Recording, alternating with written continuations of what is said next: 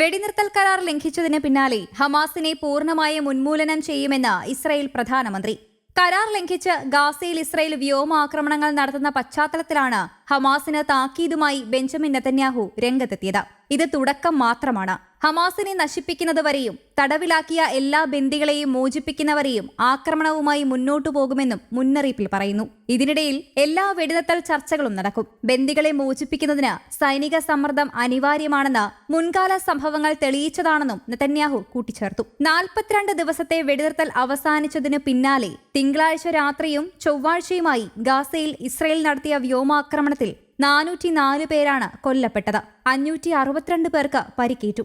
കൊല്ലപ്പെട്ടവരിൽ ഭൂരിപക്ഷവും കുട്ടികളാണ്. 3 ഘട്ടമായി നടപ്പാക്കാൻ ധാരണയായ വെടിനിർത്തലിന്റെ ലംഘനമാണ് ആക്രമണമെന്നാണ് ഹമാസിന്റെ ആരോപണം. യുദ്ധം അവസാനിപ്പിക്കാനുള്ള മധ്യസ്ഥ ശ്രമങ്ങളെ ഇസ്രായേൽ അപകടത്തിലാക്കുന്നുവെന്ന് ഹമാസ് ആരോപിച്ചു. വെടിനിർത്തൽ ആരംഭിച്ചതിനു ശേഷം ഇസ്രായേൽ നടത്തിയ ഏറ്റവും ശക്തമായ ആക്രമണത്തിൽ 400-ലധികം പേരാണ് കഴിഞ്ഞ ദിവസം കൊല്ലപ്പെട്ടത്. പലരും കെട്ടിട അവശിഷ്ടങ്ങളുടെ കുടുങ്ങിക്കിടന്നു. ബന്ദികളെ മോചിപ്പിക്കാൻ ഹമാസ് ആവർത്തിച്ച് വിസമ്മതിച്ചതിനെ തുടർന്നാണ് ഓപ്പറേഷന് ഉത്തരവിട്ടതെന്ന് നെതന്യാഹുവിന്റെ ഓഫീസ് നേരത്തെ പറഞ്ഞിരുന്നു. അതിനിടെ ആക്രമണം പുനരാരംഭിച്ച പ്രധാനമന്ത്രി ബെഞ്ചമിൻ നെതന്യാഹുവിനെതിരെ ഇസ്രായേലിൽ വൻ ജനകീയ പ്രതിഷേധം അരങ്ങേറുകയാണ്.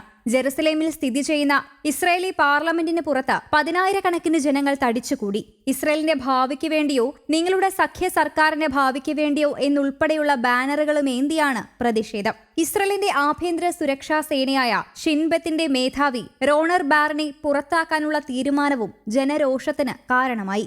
നെതന്യാഹുവിന്റെ സ്വകാര്യ വസതിയിലേക്കും പ്രതിഷേധക്കാർ മാർച്ച് നടത്തി.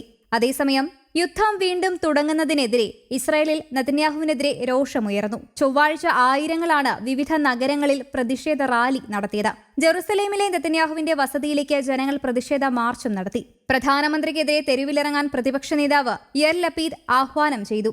അതിനിടെ തീവ്ര വലതുപക്ഷ നേതാവ് ഇത്താമർ ബെൻഗിറിനെ സുരക്ഷാ മന്ത്രിയായി വീണ്ടും നിയമിച്ചു. ഹമാസുമായി കരാർ ഉണ്ടാക്കിയതിൽ പ്രതിഷേധിച്ച് ജനുവരിയിൽ മന്ത്രിസഭ വിട്ട ബെൻഗിറിന്റെ പാർട്ടി യുദ്ധം പുനരാരംഭിച്ചതിനു പിന്നാലെ സർക്കാരിൽ തിരിച്ചെത്തുകയായിരുന്നു.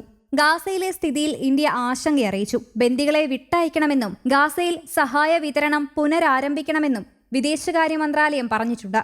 ഗാസയിൽ ഇസ്രായേൽ ചെയ്യുന്നത് അസ്വീകാര്യമാണെന്ന് യൂറോപ്യൻ യൂണിയൻ വിദേശനയ മേധാവി കാജ കല്ലാസും പറയുകയുണ്ടായി.